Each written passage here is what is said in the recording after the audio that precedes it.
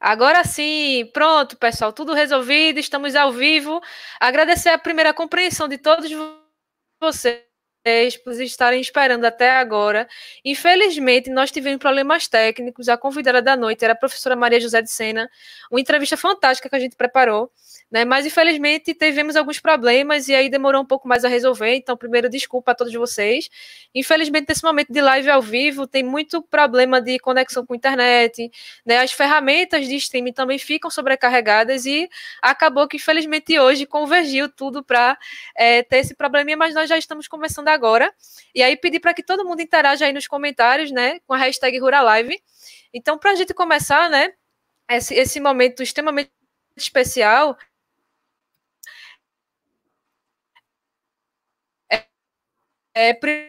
primeiro de comunicação social da Rural, em parceria, pensou nesse projeto para quê, né?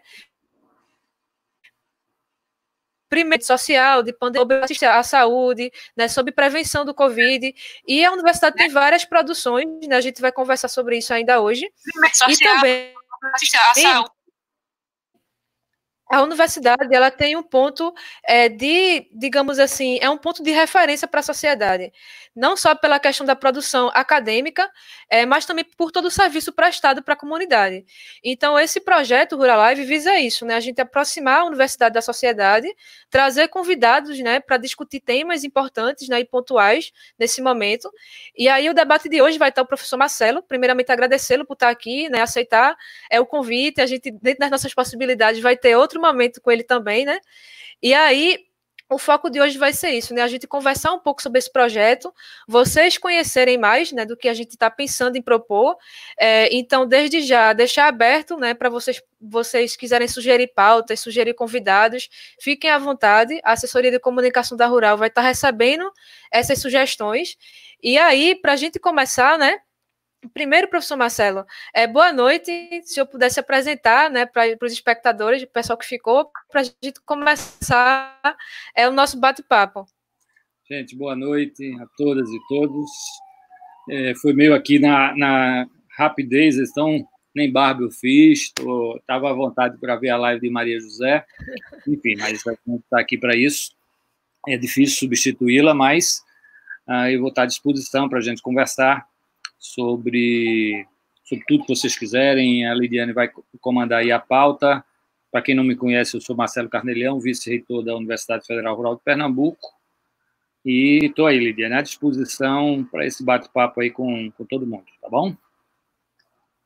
Obrigada de novo por estar aqui, professor. Então, a gente pode começar aí falando um pouco, né, como é que está a universidade nesse momento, né, como é que está rolando o funcionamento da instituição, quais são as ações que a Rural tem tomado nesse período, né, vários projetos a gente tem visto no site da Rural, divulgação, vários professores se envolvendo em ações diferentes. Então, tem a questão da fabricação de máscaras para o Hospital da Restauração, tem a iniciativa, né, Ruralinda Solidária, que o senhor está completamente envolvido nisso, né, outras ações também, né, que é de importância essencial e que aí a gente percebe, né, o quanto que a universidade, embora não esteja tendo aula, né, para o público em geral, que às vezes não conhece como uma instituição pública funciona, às vezes não percebe isso, né, de que o trabalho da universidade ela continua mesmo sem estar tendo aula. Então, como é que tem sido a Rural nesse período e os projetos, né, focados no Covid-19? Vamos lá, Lidiane e todo mundo que está nos ouvindo. Eu vou tentar fazer uma síntese um pouco desde o início, logo a fevereiro, mais ou menos, começou-se a ter já indicativos desse problema da Covid-19. A gente começou a tomar algumas medidas internas para tentar que, naquele momento, o funcionamento que ainda existia fosse o mais seguro para toda a comunidade. Entretanto, em meados de março, pelo agravamento da pandemia, as universidades aqui de Pernambuco, na coordenação do Universitas Pernambuco, à época a coordenadora ainda era a professora Maria José de Sena, a gente convocou uma reunião com todas essas instituições e tomamos a medida de suspendermos por completo as atividades porque isso é que a ciência e as autoridades sanitárias recomendavam no mundo inteiro e recomendam, que é o isolamento social. E, a partir daí, a gente começou a tomar algumas medidas, como a suspensão do calendário acadêmico, a redução das nossas atividades internas na UFRPE, nos diversos campos que temos em Pernambuco, funcionando hoje basicamente os serviços essenciais. Mesmo assim, os serviços essenciais, as pessoas que estão indo com todo o controle de EPI, de rodízio, para evitar o máximo de contato e de aglomeração. Então, primeiramente, a gente cuidou de arrumar a casa no início, para que a gente pudesse ter condição de manter a segurança, a alimentação de animais, etc., etc., mas garantindo a segurança também da nossa comunidade, professores, técnicos, estudantes, terceirizados, etc., etc. Após uma semana da suspensão, a gente começou, então, a pensar em projetos que pudessem ajudar as pessoas, a comunidade, a todo mundo, né, dentro dessa pandemia. E aí foram feitas algumas linhas institucionais e outra a partir do voluntariado de nossa comunidade. A institucional, a primeira delas, a gente adquiriu 4 impressoras 3D e, com a coordenação do professor Reginaldo, diretor do Departamento de Biologia, hoje a gente está fabricando EPIs e distribuindo em alguns hospitais. Então, essa foi uma ação primeira nossa, essa institucional. Paralelamente a isso, a gente começou a propôs a criação de um grupo envolvendo professores, técnicos e estudantes, chamado Ruralinda Solidária, e que hoje já distribuiu mais de 1,5 toneladas. A semana passada nós distribuímos 1,5 toneladas para o coletivo Ruas e Praças, o coletivo Todos pelas Ruas, que atendem pessoas que vivem nas ruas, bem como 3 abrigos, onde se encontram 160 pessoas, estrangeiros, em altíssima vulnerabilidade socioeconômica, e dentro desses 160, 90 crianças. Então, fizemos uma primeira onda de distribuição.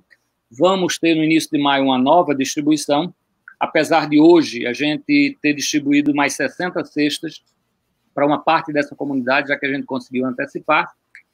Além disso, por sugestão da professora Maria José de Sena, a gente propôs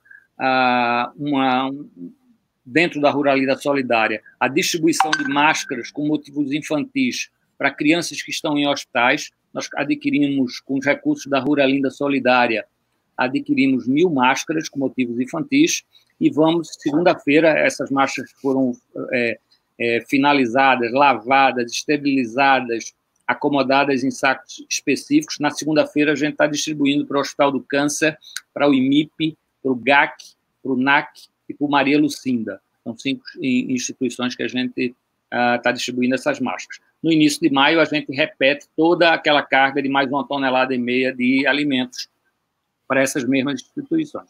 Além disso, a gente está se articulando com outros coletivos para tentar atender, dentro da capacidade que a gente tem, que está tendo de arrecadar recursos. A gente vai propor outras ações, uma delas que a gente está discutindo com alguns grupos da universidade, que é a questão de uma possível ajuda às nossas comunidades do entorno. Então, para isso, a gente está acionando alguns PETs, para a gente entender o processo, para ver se no início de maio a gente pode...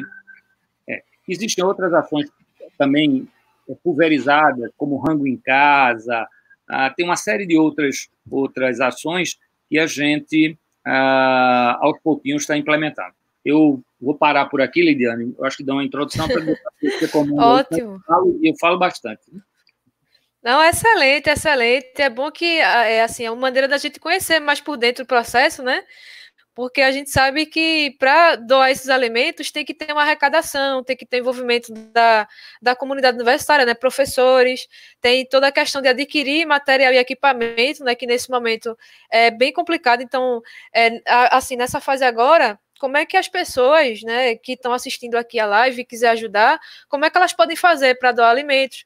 Como é que elas podem fazer para se envolver nesses projetos que tem uma bagagem técnica, então se a pessoa tiver uma habilidade técnica, também pode auxiliar, né, esses pesquisadores, essas pessoas, e às vezes também doando, seja financeiramente. Por exemplo, o professor Braz Calu, ele fez cedeu aí vários quadros, né, que ele pintou durante a pandemia, agora ele pintou vários, né, então quadros belíssimos, né, de uma técnica incrível.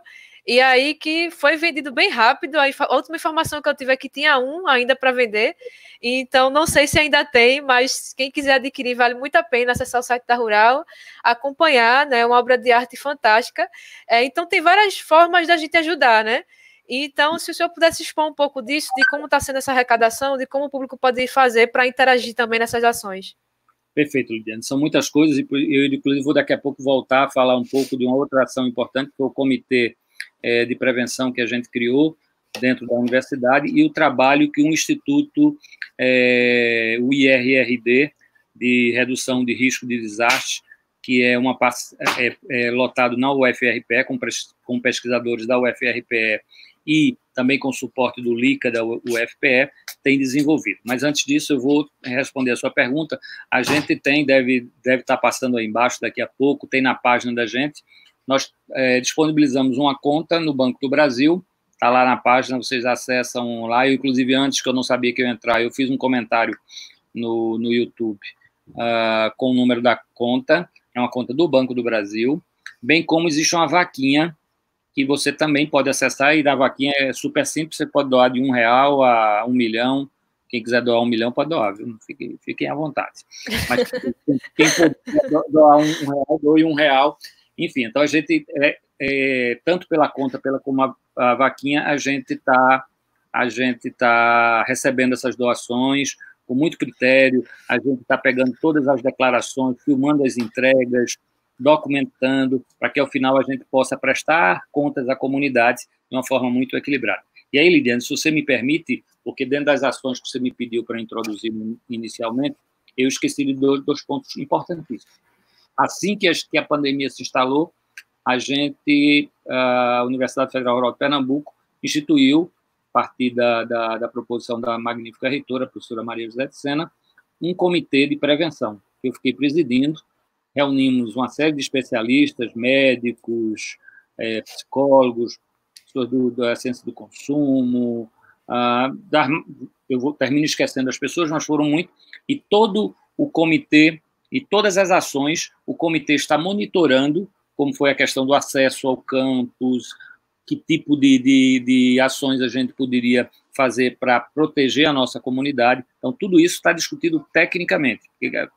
A gente tem que sempre frisar, a gente acredita na ciência e é com a ciência que a gente tem que enfrentar esse momento de pandemia. Então, o Comitê de Prevenção foi uma ação muito importante.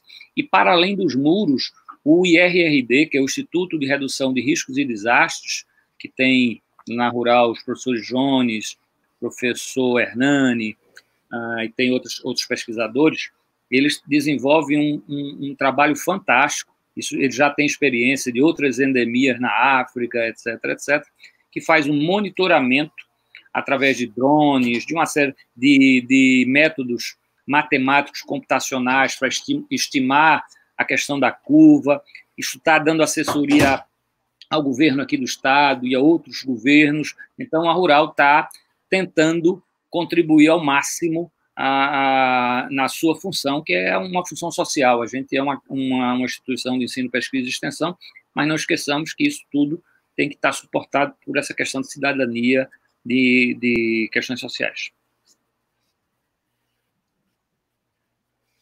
Excelente. Então, galera, a gente até botou aí nos comentários, o professor Marcelo citou aqui, o IRRD acabou de fazer uma explanação sobre o projeto, sobre o Instituto, e aí é importante que vocês acessem esse portal, porque ela tem uma área de dados em tempo real. E aí tem informações muito valiosas, né, a nível do estado de Pernambuco, a nível de município. Então, é um trabalho fantástico, que tem gráficos e projeções, tem a dinâmica geoespacial, tem gráficos interativos, tem calculadora epidêmica. Então, assim, é um conjunto, né, de saberes que estão integrados ali. Então, tem desde cientista da computação, biólogos, geógrafos. Então, é um trabalho incrível e que vale muito a pena vocês conhecerem e divulgarem.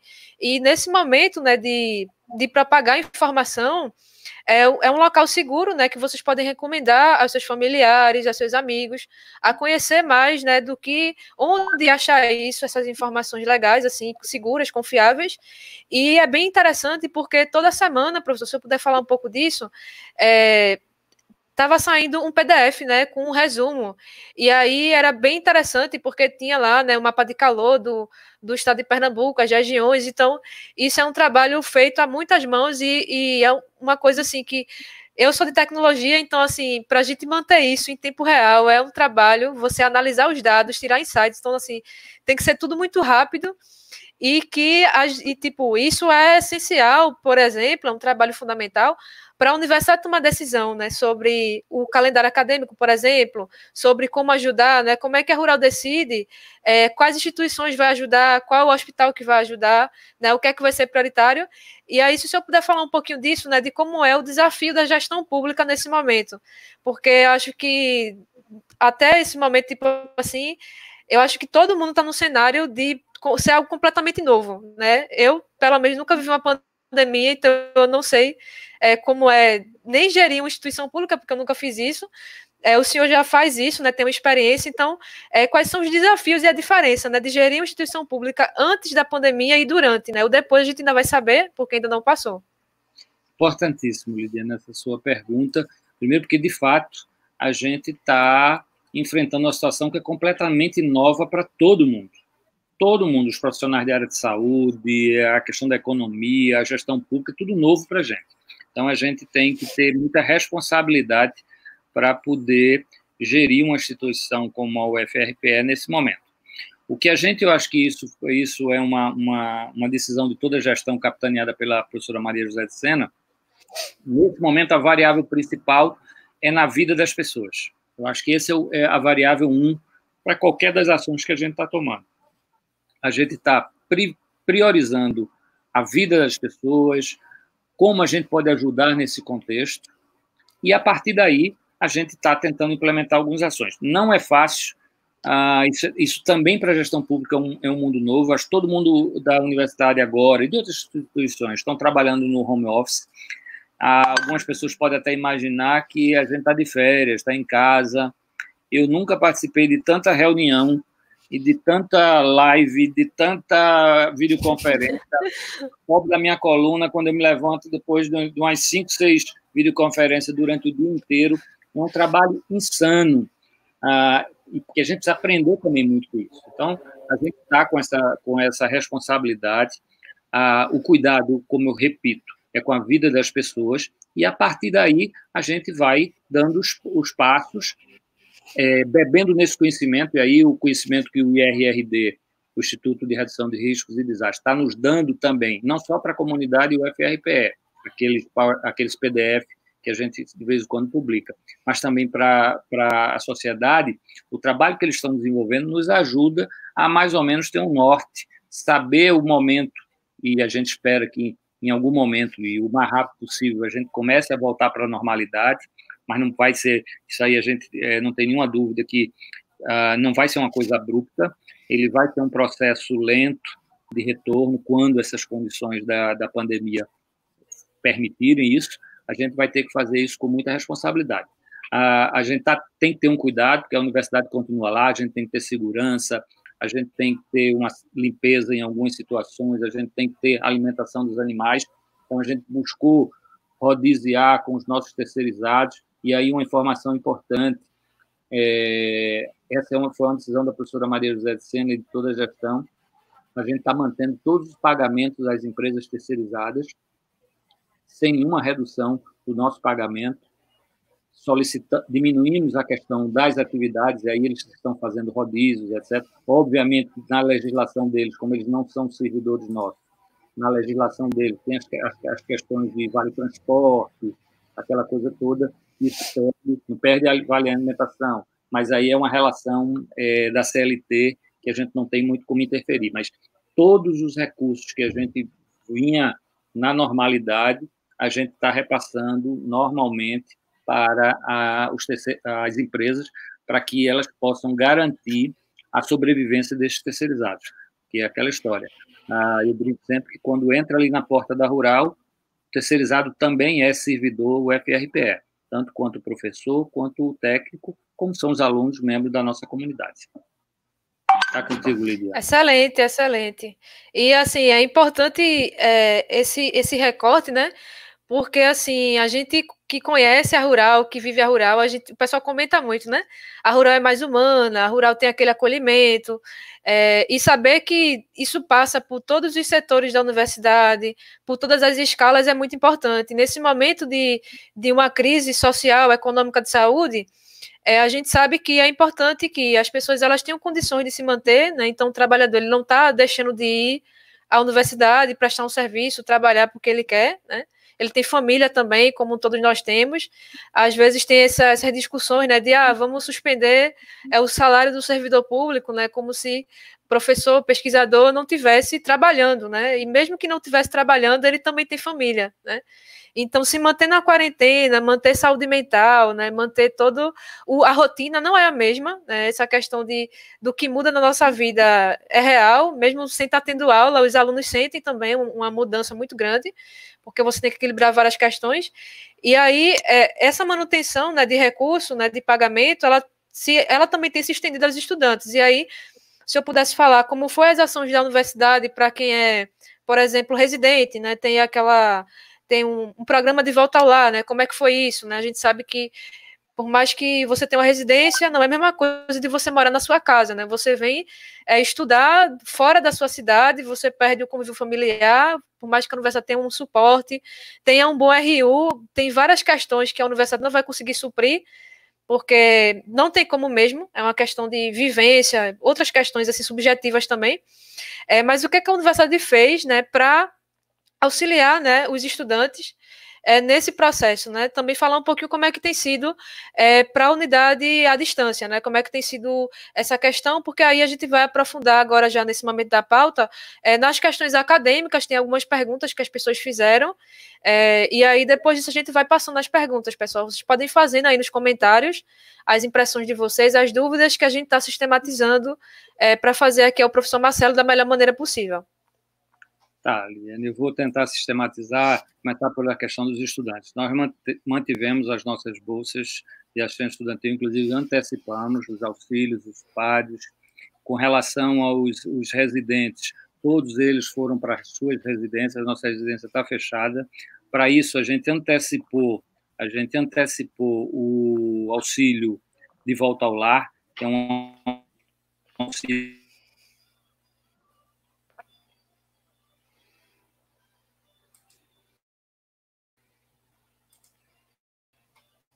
no meio do ano e no final do ano. A gente antecipou isso, a gente antecipou para eles a Bolsa PAD, que eles também recebem, e também incorporamos um auxílio alimentação, já que esses residentes têm a isenção no restaurante universitário. Então, foi um conjunto de medidas financeiras para que esses nossos estudantes pudessem retornar com tranquilidade às suas residências.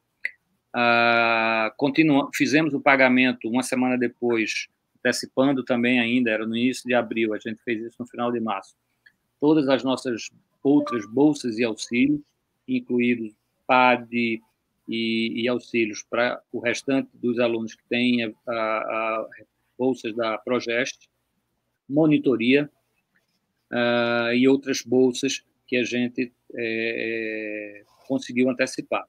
A gente vai tentar manter isso, óbvio, e esse é um compromisso da gestão. A única coisa que a gente vai precisar acrescentar em alguns tipos de bolsa, como, por exemplo, monitoria, para a gente até ter um respaldo jurídico, é que os orientadores desses monitores deverão mandar algum trabalho online para essas pessoas, para desenvolverem, para justificar a frequência, já que a gente não está tendo frequência física. Então, no caso dos estudantes, a gente encaminhou dessa forma. A questão da educação à distância, presencial, nós suspendemos o calendário de todos, porque a gente está numa pandemia, é diferente de uma situação normal. O curso à distância ele tem também momentos presenciais, ele tem deslocamento da equipe, ou seja, a equipe tem que estar trabalhando, tem que ter um suporte, e a gente não teria essa equipe mais no local que a gente tem os equipamentos, etc, etc. Então, a gente suspendeu por um todo. Nós aproveitamos, isso era uma discussão que a gente já vinha fazendo, e se iniciar, era uma das ações previstas para esse ano, que era a criação de um grupo de trabalho para discutir a questão do ensino semipresencial, que até falei numa live terça-feira, o Blended Learning, o ensino semipresencial. Aproveitando desse momento, a gente antecipou a discussão. Por quê? Implementar uma ação dessa, de semipresencialidade, de interações à distância, síncronas e assíncronas, de modo assodado, eu não tenho a mínima dúvida que vai gerar problemas na qualidade do nosso ensino. E aí tem a questão da acessibilidade dos estudantes, tem a questão da formação dos professores, que, via de regra, não tiveram essa formação para trabalhar nesses ambientes, tem a questão dos materiais didáticos, que do curso presencial eles foram preparados sob a ótica do modelo presencial, e não é simplesmente você digitalizar ou torná-lo um material que possa ser distribuído online. Isso é um grande equívoco, você precisa reformatar toda a linguagem, toda a pedagogia, toda a estratégia didática para que isso possa ser incorporado. Eu não tenho a mínima dúvida, eu digo isso sempre, é a minha área de investigação, que no futuro a gente vai caminhar para o ensino semipresencial, blended learning, mas é uma coisa que a gente tem que fazer com muita tranquilidade. Não sei se eu esqueci alguma coisa, Lidiane, da tua pergunta.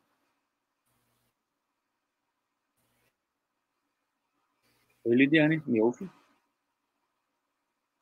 Câmbio, Lidiane. Alô? Alô? Eu acho que Lidiane não me ouve. Agora eu estou ouvindo. Tá, estamos ouvindo agora, Lidiane. Não sei se eu esqueci alguma coisa da sua pergunta. For, me lembra aí que eu repito. Não, deu para respondeu bem, mas algumas coisas eu vou pontuando, porque eu também perguntei muita coisa ao mesmo tempo. Mas sobre essa questão do ensino semipresencial, o senhor comentou aí que tinha um grupo de trabalho pensando sobre isso, e aí a gente tem na universidade vários cursos afins, né, que possam contribuir, os alunos possam pensar nesses formatos, possam aprofundar seu conhecimento, né, embora a gente tenha muitos cursos de licenciatura, na casa, é muito questionado sobre isso, né? Por que a rural não migra para o ensino à distância, todo mundo, né? Os cursos presenciais, a gente quer ter aula, e tipo, todos nós queremos ter aula, né? Encerrar o semestre, todo mundo quer se formar, mas há limitações em relação a isso, não é somente a vontade, tem a questão da segurança pública, né, e de saúde, e também tem a questão da aprendizagem mesmo, né? Então, assim, se a Rural pensa, né, em expandir esse grupo de trabalho para que alunos possam contribuir também, possam começar a pensar sobre isso. E aí, talvez esse momento, embora não seja o melhor dos mundos, a gente possa pensar nesse futuro, né, nesse presente também, porque pode ser que daqui a 2 anos, daqui a um ano, a gente não sabe como vai ficar o depois, essas reflexões elas sejam necessárias, assim, de aprofundar, né? Então, tem o curso de licenciatura em computação na Rural, né, que é o que eu faço. A gente discute bastante essas questões, né, no curso, né? Tem muita disciplina em volta da tecnologia educacional, pensamento computacional, né, novas maneiras, metodologias dentro da sala de aula. E aí, para esses alunos que têm interesse, né, em discutir esses temas, como é que eles podem se aproximar da universidade, né, desse comitê que está pensando nessas questões?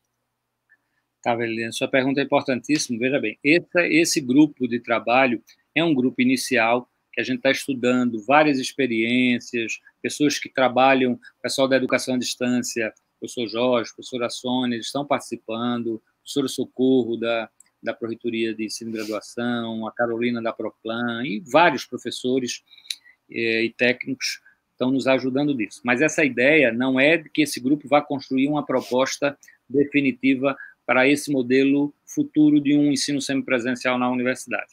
A ideia é esse grupo aproveitar esse momento para ter uma formatação inicial, para que no retorno às atividades normais, aí sim a gente vai chamar a comunidade, estudantes, técnicos, professores, departamentos, cursos que têm essas expertises, como a computação, o bacharelado de ciência da informação, ciência da computação, licenciatura em computação, pessoal da estatística, tem um monte de gente que pode ajudar nisso, a entender, o pessoal da pedagogia, que a gente tem que trabalhar com uma pedagogia específica para que a gente possa ter isso nesse formato.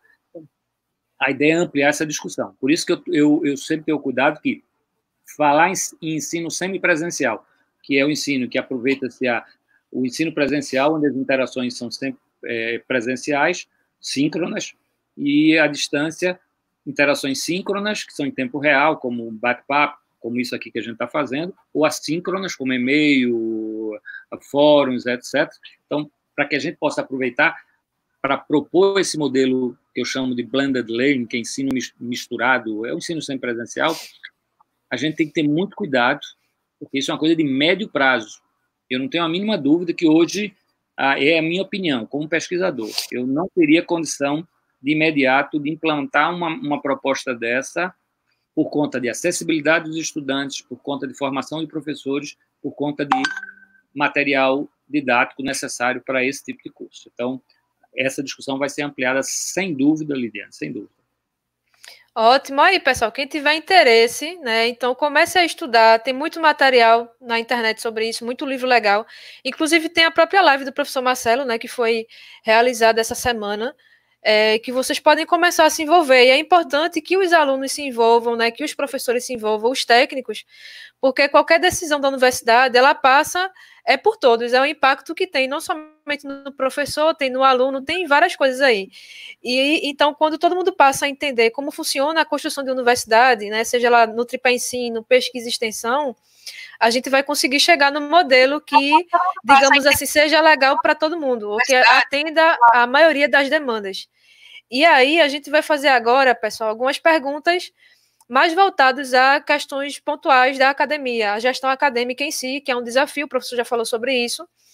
E aí, professor, a primeira pergunta que chegou aqui, teve várias, a gente está filtrando. Só me permita uma coisa, eu estou em voo cego aqui, porque, como foi de supetão, o meu fone de ouvido não está pegando, eu estava tentando abrir o site do YouTube para acompanhar também, para ver as perguntas, a dinâmica das pessoas. Peço desculpa que eu não estou, porque quando eu abro o YouTube, fica dando Isso. Você fica repetindo. Então, eu estou no voo cego, estou vendo só você e não estou vendo... Tudo bem.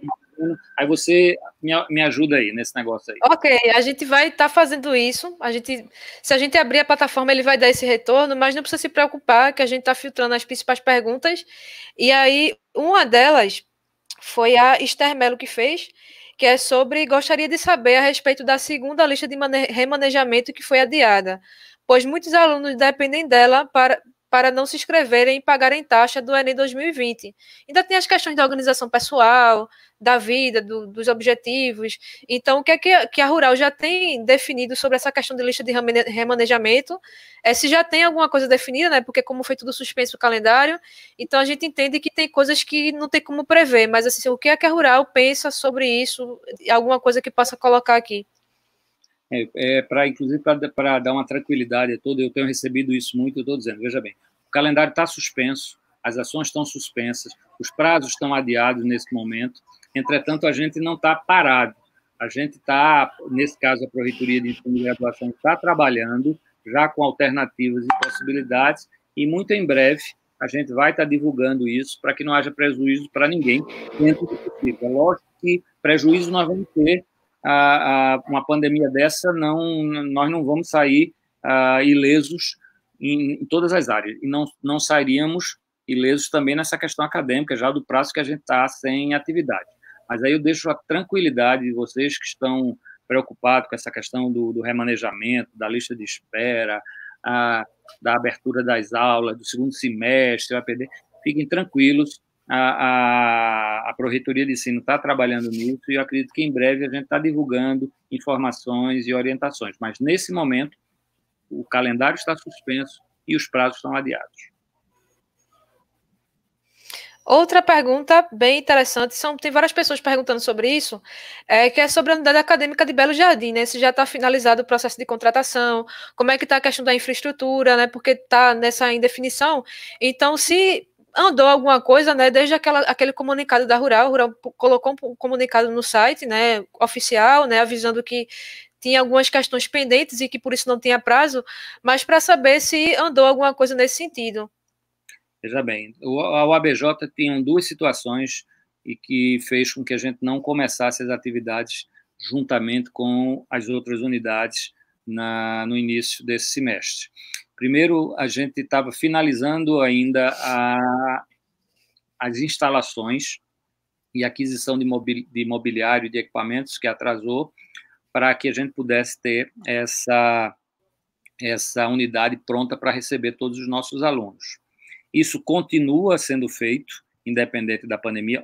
Obviamente que as obras, qualquer uma obra dessa, está em movimentação mais lenta, porque tem que ter todo um cuidado com os profissionais que estão executando, mas eu acredito que até o início, quando a gente voltar, a questão da infraestrutura ela vai estar resolvida e não vai ser esse problema.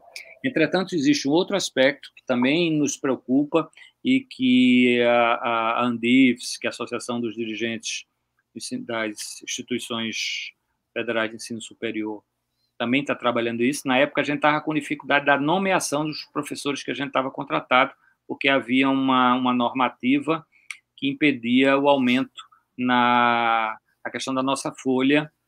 Isso impedia, naquele momento, que a gente fizesse a contratação, a nomeação, é o termo mais adequado, desses nossos professores e nossas professoras. Isso também está sendo trabalhado e a gente acredita que, ao retornar, a gente tenha condições de iniciar o semestre da UABJ no momento que a gente tiver condições de reiniciar os semestres de todas as outras unidades. Massa aí, pessoal. Já o pessoal que está aqui esperando essa resposta, né? Já fiquem atentos aí, acho que a Rural sempre tem uma postura muito de evitar prejuízos naquilo que ela pode fazer. Então, por que o calendário acadêmico, às vezes, não pode ser suspenso em um lugar e não pode ser em outro? Porque se busca que seja tudo integrado, sincronizado. É uma ansiedade, assim, real, a gente sabe o que é isso, né? Passar na universidade já é um desafio enorme, aí você consegue passar e a unidade está ainda em contratação, está em estruturação, então pedir para que vocês tenham um pouco de paciência, mas entendendo a Rural como a casa de vocês desde já. Esse cuidado a Rural sempre tem, e a gente que é estudante, aluno da casa, vocês podem procurar na rede social, vai achar aí que é uma das melhores universidades do Brasil. E volta ao que é possível, né? Da possibilidade, todo mundo está de volta aí à Rural. Outra pergunta é sobre a retomada das obras da UAXA. Se já tem previsão, como é que está isso? Veja bem, a gente teve, ano passado, a interrupção das obras, porque a construtora que prestava o serviço, ela não teve mais condição, faliu, e a gente teve que destratar o contrato.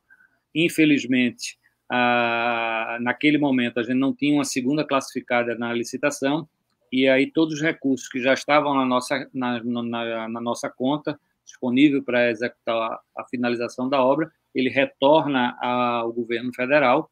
Isso é a legislação, a gente não tinha como usar esse dinheiro e fazer uma licitação de uma nova empresa naquele momento. Esse dinheiro retorna, a reitora foi até ao Tribunal de Contas da União, ao MEC, tentar recuperar esse dinheiro. Felizmente, a gente não conseguiu recuperar esse dinheiro o ano passado, mas esse ano a gente está pactuando junto com o MEC. Agora, a gente já enviou, na verdade, 1 mês e meio atrás, 2 meses, alguns projetos do que falta. Hoje a gente tem cerca de 65% da obra pronta para a finalização. Como não daria recurso, porque o recurso que estava garantido voltou para o governo federal, a gente dividiu em alguns projetos menores e a gente encaminhou já alguns ao MEC para pactuar, para que, quando eles disponibilizarem esse recurso, a gente faça a nova licitação e vá atendendo. A gente está priorizando alguns prédios para que possa, muito em breve, a gente ter condições de começar. Então, não foi uma coisa que a gente tivesse condições de controle, porque a empresa faliu, e quando a empresa entra nesse processo, o contrato é desfeito, e como a gente não tinha uma segunda colocada na licitação, a gente tem que refazer todo esse processo. Infelizmente, serviço público, a legislação exige, e a Rural tem essa característica, de probidade, de fazer as coisas de uma forma muito correta, tanto que, por 2 anos consecutivos, a Universidade Federal Rural de Pernambuco é a primeira do estado de Pernambuco e a 4ª do país no Índice Integrado de Gestão e Governança do Tribunal de Contas da União, porque a gente tem uma postura muito séria, muito responsável. Enfim, a gente está buscando agora o MEC recuperar parte desses recursos e, aos poucos, finalizar as obras da nossa unidade acadêmica do CAP Santo Agostinho, o seu campus definitivo. Então é isso, galera. Muita coisa depende de recurso, mas a gente vai acompanhando. Sempre que tiver novidade, o professor também sempre procura fazer isso, né? Publicar no grupo da Rural. Então, quem ainda não está no grupo da Rural, no Facebook, não é um grupo oficial da universidade, ou seja, é gerido por pessoas, né, que não são da administração, não é um grupo oficial.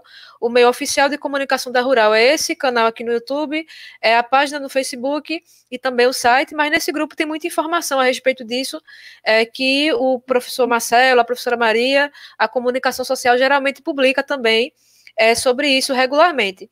Outra pergunta é se tem previsão de reunião de consórcio das universidades.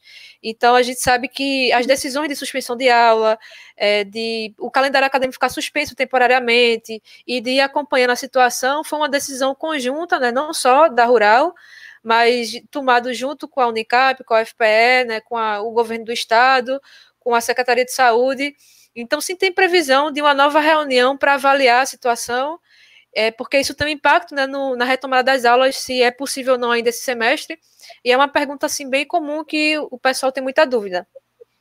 Perfeito, Lidiane, uma pergunta extremamente importante. Vamos lá, primeiro deixa eu pontuar o que é esse consórcio, é o chamado Universitas, é um consórcio que quem faz parte é a Universidade Federal Rural de Pernambuco, a Federal de Pernambuco, a Universidade de Pernambuco, UPE, a Universidade do Vale de São Francisco, a Univasf, e a Universidade Católica. É um consórcio que age em várias frentes, nós temos projetos de irrigação, uma série de situações importantes, e é um grupo que era coordenado até bem pouco tempo pela professora Maria José de Sena e hoje é coordenada pelo reitor Pedro Falcão, da UPE. As nossas institutos, no momento da suspensão, esse consórcio, inclusive, ampliou, chamou mais os institutos, o Instituto Federal de Pernambuco e o Instituto Federal do Sertão, Pernambuco, para tomarmos uma decisão em conjunta de suspensão. Nós não tivemos uma reunião formal a partir desse momento, mas existe toda uma integração, a gente está discutindo cotidianamente os reitores, todas essas instituições, avaliando o quadro, e, obviamente, quando a situação começar a possibilitar algum processo de flexibilização ou de retorno às atividades, com certeza nós faremos uma reunião em conjunto para que possamos tomar também uma medida em conjunto. Eu acho que é fundamental, se a gente entrou nesse processo juntos, estamos passando por ele juntos, que a gente também encontre a saída em conjunto. Então, não existe nenhuma programação de reunião, porque a gente, nesse momento, inclusive da pandemia, a gente tem que entender, hoje o Brasil, de ontem para hoje, a gente bateu o recorde, foram um recorde negativo, cerca de, me parece, 427 mortes. Então, a gente está ainda na ascensão da curva. Nós não estamos caindo, nós estamos na ascensão da curva. Isso significa mais mortes, significa uma sobrecarga do nosso sistema de saúde. Existem hoje hospitais que já não têm mais leitos de UTI disponíveis, já estamos na carga máxima, aqui, inclusive, em Recife. Em algumas regiões do Brasil, como na cidade de Manaus, eu acho que na cidade em Rio Branco, já saturou todo o sistema. Então, nesse momento, a preocupação é muito mais da gente tentar mitigar esses efeitos, de a gente dar segurança à comunidade. Em algum momento, quando essa curva começar a cair, e a gente espera que o mais breve possível, e também com a questão de possíveis remédios, vacinas, etc., na medida que a gente conseguir com essa curva, a gente vai se reunir para ter uma saída em conjunto, sem dúvida alguma. Ótimo. Ainda sobre essa questão de nomeação de professores e contratação, o pessoal está com a dúvida se há algo a mais que a universidade possa fazer, né? A UACS é sobre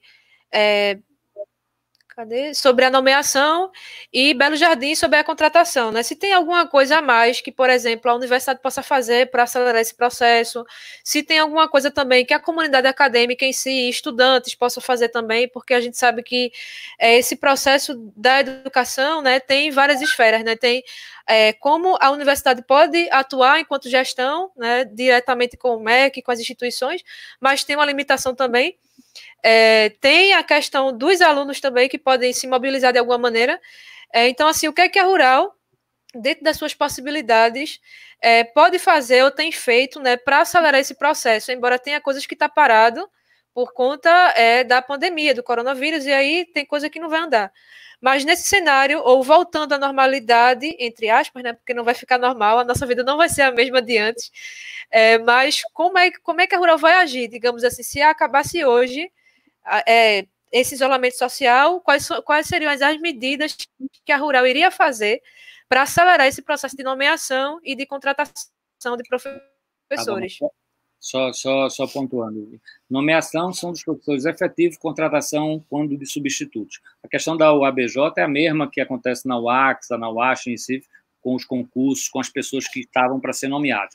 Isso, nacionalmente, não é só rural, isso acontece para todas as instituições, e, como eu disse, a Associação dos Dirigentes, a Andifes, ela está em conversa com o MEC para que a gente possa encontrar. O MEC já tem essa sensibilidade de que tem que se contratar. A questão hoje é o Ministério da Economia acordar isso para que a gente possa fazer essas nomeações. Então, a nomeação que eu falei para o ABJ, dos novos professores que estão chegando, servem também para novos professores na UAXA, na UAST, aqui na sede, é a mesma coisa. O que a gente está fazendo é isso, é o diálogo e a conversa. Não tem mais não tem um outro caminho. Não é uma decisão que nos cabe. Por quê? Porque se a gente fizer a nomeação e sem esse respaldo do MEC, da economia, os gestores poderão sofrer processos de improbidade administrativa, porque nenhum gestor pode gerar despesa além da capacidade orçamentária que ele tenha. Então, não é boa vontade ou má vontade. Se meu orçamento é 100 e se eu, por algum modo, gero uma despesa acima desse orçamento, sem esse respaldo orçamentário, eu posso sofrer o meu CPF. Como profissional, eu posso até, inclusive, ser exonerado do serviço público. Realmente, entender como funciona a administração pública é uma coisa que perpassa pelos anos, né, de inserção nesse meio, né? Então, o professor, ele quando é nomeado na universidade, ele vai ter várias responsabilidades que não é somente da aula, alguns assumem diretoria de departamento, pró-reitorias, e aí vai começando a participar e a entender, né, como funciona. Conversar um pouco, né, com o senhor sobre como foi esses 8 anos, né, como vice-reitor, como foi os desafios, né, nesse cargo, quais foram, digamos assim, as coisas que mais te marcaram nisso.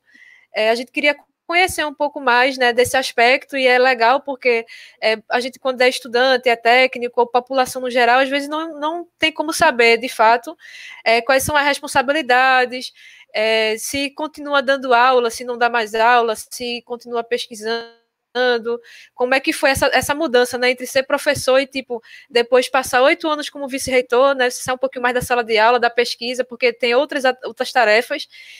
Então, falar um pouco da sua trajetória, para a gente conhecer um pouco mais. E aí, quem tiver curiosidade sobre o professor Marcelo, podem colocar aí nos comentários que a gente vai filtrando e vai perguntando para ele. Tá bom, Guilherme. Antes de falar um pouco da minha percepção, da trajetória desses 8 anos, eu acho que a gente precisa contextualizar. Quando a gente assumiu a vice-reitoria com a reitora a professora Maria José de Sena, em 2012, em maio de 2012, a gente tinha uma série de desafios. E aí eu não vou citá-los, porque são muitos. Quando a gente cita os problemas que a gente assume, às vezes a gente pode passar uma ideia de crítica a quem nos antecedeu, e eu não gosto de pontuar nessa linha, porque a gente sabe, cada um tem suas dificuldades, dos momentos diferentes, mas a gente, quando assumiu em 2012, inclusive a partir de 2014, como todo mundo sabe, a gente começa a ter uma crise econômica que impactou nos nossos recursos, então, na verdade, a gente teve um ano e meio de certa vaca gorda, ou pelo menos uma vaquinha normal. Depois a gente teve, de fato, grandes dificuldades. Mas eu acho que com a liderança da professora Maria José de Sena, com a equipe coesa, com a implantação de um processo de gestão e governança, como eu disse há pouco, que faz com que a Rural seja a primeira de Pernambuco e a quarta do Brasil nesse índice integrado de gestão e governança do Tribunal de Contas da União, a gente conseguiu superar uma série de desafios. E aí, falar, eu, enquanto gestão, pode soar um pouco, sei lá, de arrogância ou de algum assim, mas quem conheceu a Rural antes de 2012, sabe, e conhece a Rural hoje, sabe do que eu estou falando, das transformações físicas, das relações com as pessoas, etc. Tanto que a comunidade deu essa resposta ano passado com a aprovação da nossa candidatura. E aí, chegando para mim, eu continuei dando aula e fazendo pesquisa, obviamente, de uma forma bastante reduzida. Eu passei esse tempo dando uma disciplina somente na graduação e uma disciplina na pós-graduação, sendo que essa da pós-graduação, um semestre sim, um semestre não, tanto que ano passado eu nem consegui dar em nenhum dos semestres. Então, o número de alunos de monografia, iniciação científica, eu zerei. Estou ainda com alguns alunos de mestrado e doutorado, e sei que, ao assumir a reitoria, a partir de maio, se Deus quiser, obviamente isso vai ficar mais difícil, porque a gente tem que ter responsabilidade. Eu ainda consegui, porque o meu número de viagens a Brasília e outras cidades é bem menor, mas, por exemplo, a professora Maria, é impossível a gente assumir compromissos em sala de aula se a qualquer hora a gente está viajando, está em Brasília, etc, etc. Mas, mesmo assim, eu continuei dando aula, porque é uma coisa que eu gosto, eu brinco que são 2 horas que eu esqueço dos problemas da UFRPE e do mundo, quando eu entro em sala de aula, então é uma terapia também. E mantive também as pesquisas que eu gosto, com isso que eu trabalho, com essa questão do uso das tecnologias da informação e comunicação no ensino de ciências. Então, eu sei que, numa nova etapa, a partir de maio, isso vai se tornar ainda mais complexo. Mas, independente de qualquer coisa, eu acho que isso foi o grande sucesso que a gente teve, a professora Maria, eu e toda a equipe, é o diálogo que a gente tem com a comunidade. Quem sabe melhor dos problemas da UFRPE são seus professores, seus técnicos, seus estudantes. Aquele gestor que não ouve, que não dialoga permanentemente, ele perde a sensibilidade, o feeling daquilo que está acontecendo com sua comunidade. E, às vezes, toma decisões equivocadas. A gente erra, mas quando a gente tem essa melhor informação, esse contato com a comunidade, a chance de errar é menor, a chance de acertar é maior. Então, isso eu não vou mudar de forma alguma, e é o contato com a comunidade. A gente fez isso. Por coincidência, quando eu assumi, eu sempre gosto de contar essa história, quando eu assumi a vice-reitoria, eu já trabalhava com as tecnologias da informação e comunicação, com redes sociais, na questão do ensino, e na época eu me lembro bem que eu tinha no Facebook 200 pessoas. E 3 meses depois da gestão, eu repito esse exemplo para todo mundo, que eu acho um caso fundamental. 3 meses depois, às 19 horas da noite, eu estava na minha sala e uma estudante, à época, mandou um inbox para mim pelo Facebook, dizendo que a luz do banheiro feminino do prédio de educação física estava queimada e ela não tinha condição.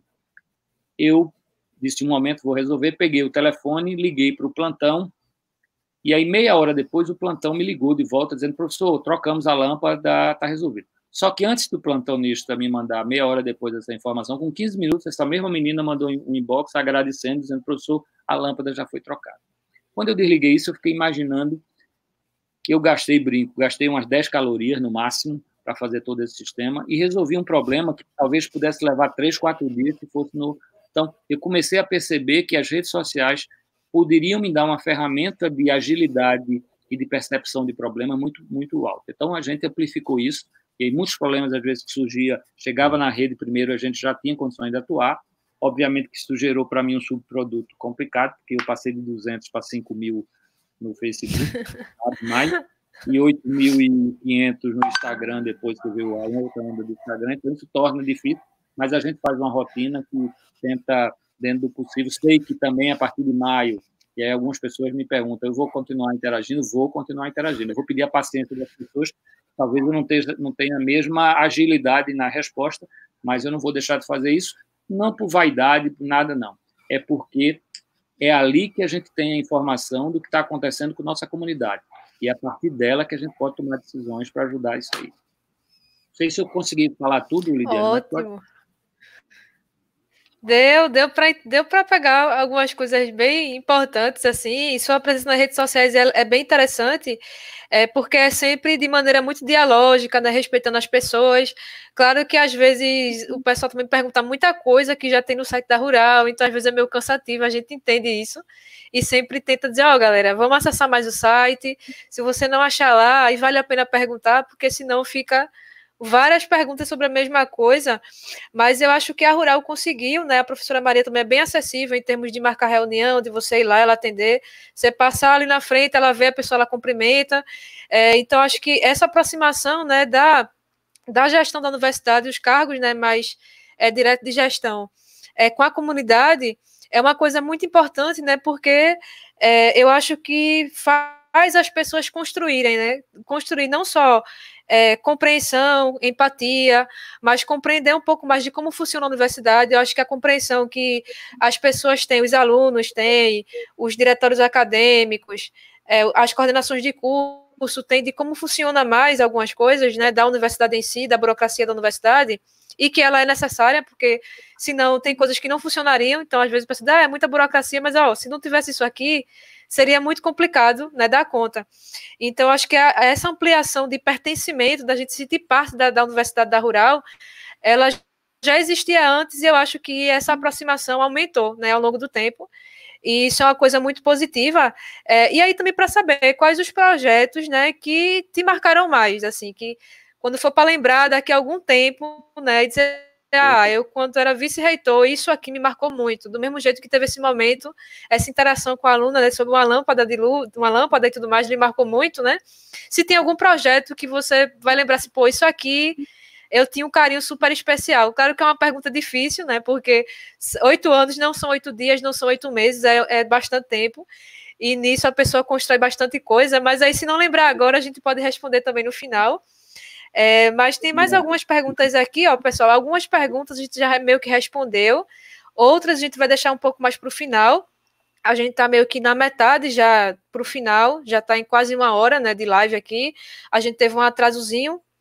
Então, se vocês ainda tiverem alguma pergunta para o professor Marcelo, podem fazer ainda. A gente está reunindo isso e pegando as comuns para fazer aqui. E aí, professor, nesse aspecto... O que me marcou, eu estou na cabeça já. Se você quiser... diga aí, então. Vamos lá. Assim, tem tantas questões mais macro que envolvem não somente a vice-reitoria, mas a gestão como um todo, e tem coisas específicas da vice-reitoria. E aí eu peço aos meus colegas que eu vou esquecer algumas coisas, não fico com ciúme, não, porque não é que foi menos importante, é o mais importante, não. Tem uma coisa macro que me marcou muito, que foi quando a gente assumiu as nossas bolsas e auxílios de assistência estudantil, elas eram de 1 ano, prorrogável por mais 1. E, para mim, isso era algo meio difícil de compreender. Porque o que é que acontecia? Um aluno de vulnerabilidade socioeconômica, ele tinha uma bolsa de 1 ano, podia renovar por mais 1, só que ao final do 2º ano, se ele não conseguisse outra bolsa de monitoria, PIBIC, que chama bolsa de mérito, PIBIC, extensão, alguma coisa, ele provavelmente não ia ter condição de continuar o seu curso. E aí, 2 problemas. Primeiro, você mata o sonho de um jovem, isso é o mais grave. O outro é que a gente investiu 2 anos de recurso público e jogou no ralo, porque aquele dinheiro foi embora, porque aquele aluno não conseguiu concluir. Então, de imediato, com muito esforço, isso foi um esforço financeiro, aí com o aval da magnífica reitora, a professora Maria José de Sena, com o trabalho da Progest, o professor Severino Mendes Júnior, a gente transformou todas as nossas bolsas, que era de 1 ano mais 1, para o tempo de integralidade do curso. Então, se o aluno é de um curso de 4 anos, a sua bolsa é 4 anos, se é de 4 anos e meio, 4 anos e meio, se é de 5, 5 anos.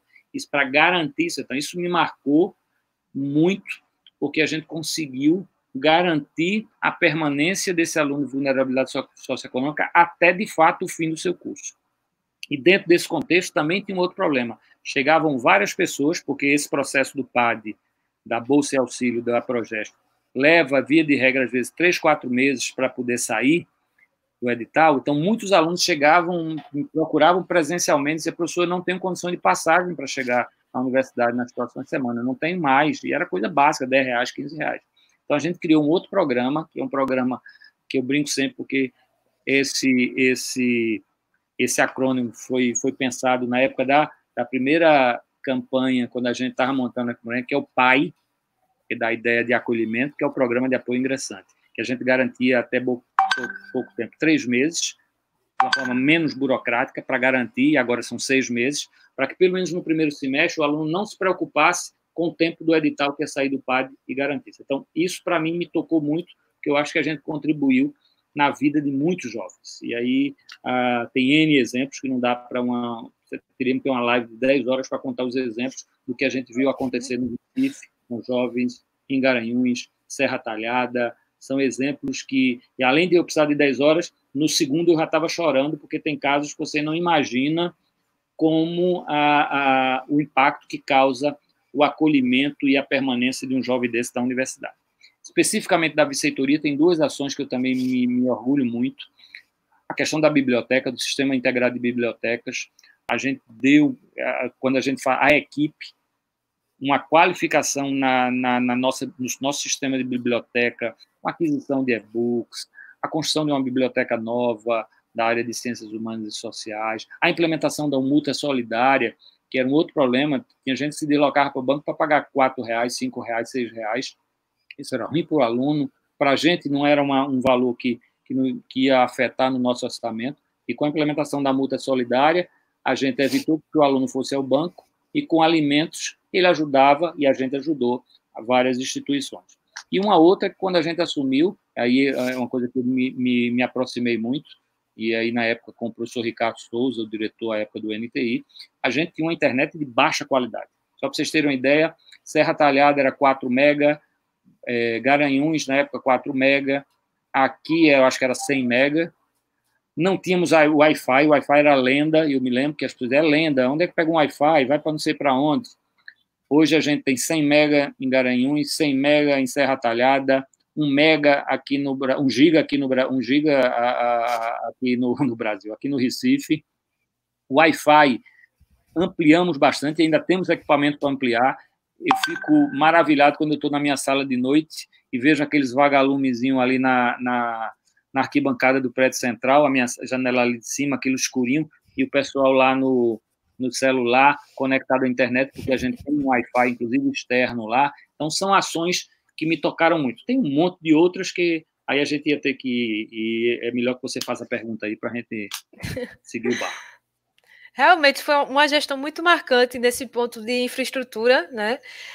Na computação a gente percebeu muito essas melhorias, essas mudanças. Os cursos de computação tiveram condições assim para fazer algumas coisas que antes não tinham, isso é essencial. A galera que curte jogar Pokémon Go, né? Vários alunos gostavam de jogar Pokémon Go, ficar por ali jogando. Isso também faz parte, né, da vivência universitária, não é somente sala de aula, mas nessa gestão também ampliou muito os espaços coletivos, então lixeira, que o pessoal às vezes acha que não é nada, mas é uma ação muito importante de conscientização. O circular... Os bancos, as praças também, ela traz uma qualidade também. Ainda tem o circular também. O circular não existia, eu me lembro que foi em 2013, fevereiro de 2013, a gente implantou, a partir da reivindicação do movimento estudantil, inclusive, que nos ajudou a construir, inclusive, o roteiro, na época, eu me lembro, fortemente o DA de Zootecnia, Alessandro, estou tentando me lembrar, um grupo lá, nos ajudou bastante nisso. Então, o movimento estudantil em várias, é isso que eu queria registrar, independente de correntes, a gente sabe, e é lícito ter as várias correntes do movimento estudantil, mas em todos os momentos o movimento estudantil, com a forma crítica, com a forma, às vezes, contundente de reivindicar, que faz parte, mas nos ajudou muito nessa construção. E só deixando o ponto, a gente sabe também, porque às vezes, quando a gente começa a falar de coisas boas, as pessoas acham que a gente só acha que tudo é uma maravilha. Não, a gente tem muita coisa para avançar. Então, a questão é que, às vezes, o sonho da gente é maior do que a capacidade que a gente tem de recursos, de uma série de... para que a gente implemente esses sonhos.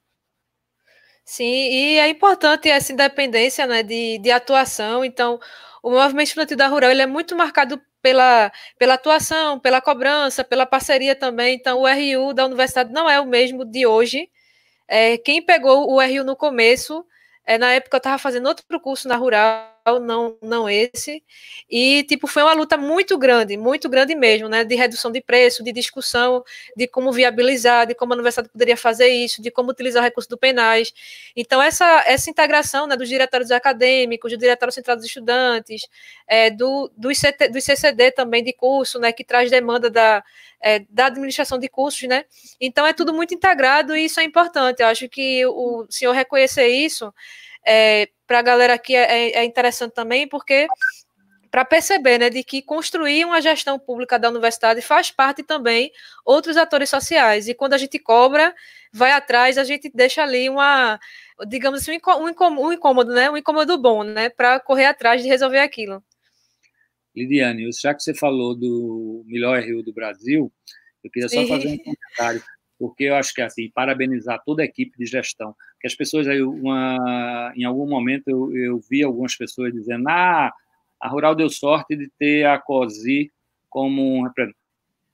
Com certeza, uma empresa, uma parceira maravilhosa, etc, todo mundo sabe. Mas as pessoas, às vezes, não sabem de todo o trabalho que foi montar uma licitação, exigir critérios muito rígidos para não permitir que entrasse qualquer pé de escada lá na nossa universidade. Sim. Como é difícil, mensalmente, todo o processo de acompanhamento, de cobrança, para que a gente possa garantir um RU com a qualidade que a gente tem. Além do que, também, e aí é um esforço muito grande da Progest, através do PENAS, do recurso que vem para a PENAS. Só para vocês terem uma ideia, quando a gente assumiu, a gente, entre almoço e jantar, a gente tinha da ordem de 2.000 a 2.200 refeições dia.